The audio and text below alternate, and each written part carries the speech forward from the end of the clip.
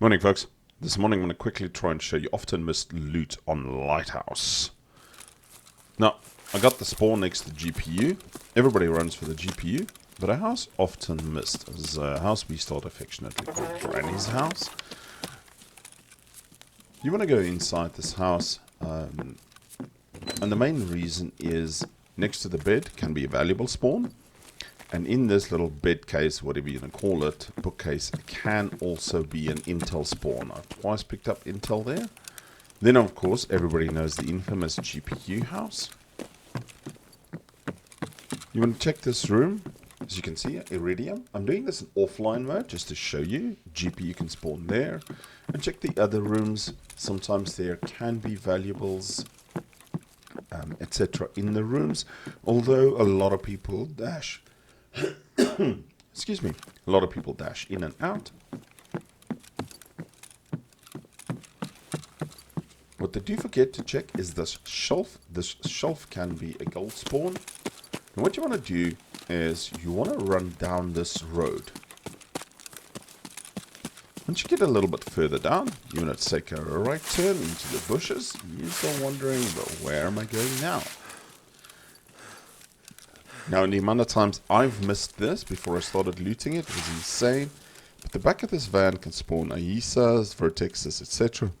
And to the left of it, as we can see, a nice little packet of sugar. The house right next to GPU house is a gold mine I've missed for so many runs before I discovered it. It's a technical crate. And there's loose foodstuffs up here. And I do apologize for some of the mispronunciations, etc. It is early in the morning.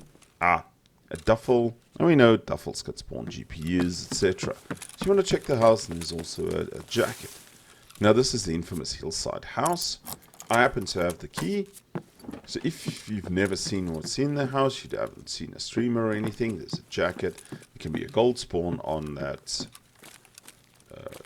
thing, Iridium, and Dolbos, and there it is. What a lot of people actually forget to check in Hillside House is the zinc. Check the sink, not the zinc, the sink, whatever you just call it in your country. And there can also be valuable spawns there, like a cyclone battery. Now, if you're a scav, you can obviously check these spots. It's all industrial loot, and I've had fuel, like there, keg tape, etc. all spawn in there. Then you want to go to that big double-story house that everybody rushes at the top. But in the left-hand corner in this box, there is a technical spawn that can also be GPU, etc. The other spot a lot of people miss, because they just go right-hand side for the tech spawn, is in this room. This desk can spawn Intel and a Bitcoin. I've only ever seen the Bitcoin there, but apparently it can spawn Intel, and then obviously the usual medical loot and some toolbox, etc. Check these shelves as well. Power bank there. I mean, a couple of weeks ago, power banks were over 100k because you can use them to make green batteries. And then obviously the spawn everybody checks, which is this tech spawn, and there happens to be an Ahisa there in offline mode. Now we're crossing the road, and I always check these crates. I don't spend too much time because there could be somebody up on that rock. We affectionately call that rock Pride Rock. Mufasa, Lion King, Pride Rock, get it? But it is on the way to the Marin car key, and the other morning I had a very unlucky incident. As I was unlocking the car, somebody sniped me from the rock. But if you've ever wondered what's in this boot, Vertex, gold, I've seen insane stuff. If you don't have the car key, this isn't a bad route. You want to check this sort of combi. It's got weapon attachments, etc. in the front. And there can be a lot of industrial loot there, including propane tanks, dry fuel, etc. Now, the Blue Lodge, whatever you want to call it, I only check two places there. The one outside kitchen area. This bloody stain here can spawn L1s. The pig's ear can spawn a Bitcoin. And then there is the medical bag over there. The reason for that L1 spawn, you need it for samples. And if you're not a labs player, it is a pretty reliable spot. Then check all these broken crates as you run towards the big brown lodge, whatever you want to call it.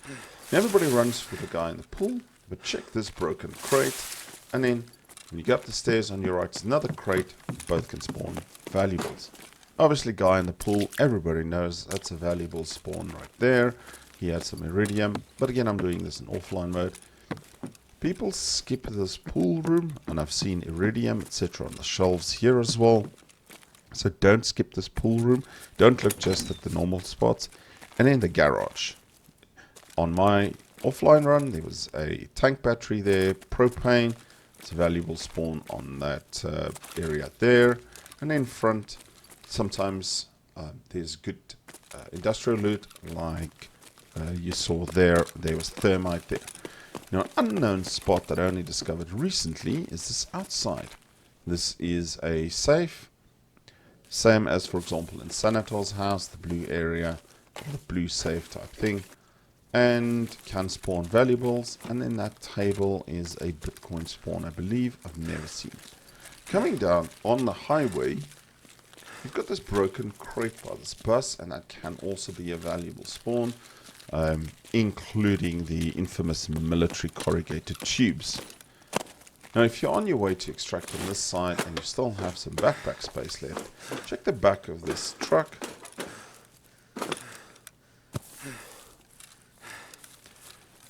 Then go to the car, check the front of the car, there's foodstuffs, and the back of this truck there was keg tape and fire clean, sugar there. Hopefully sugar picks up in price. And that is some of the lesser known spots that you don't have to fight rogues for on the new Lighthouse map. Hope everybody has a fantastic day. Take care. Cheers.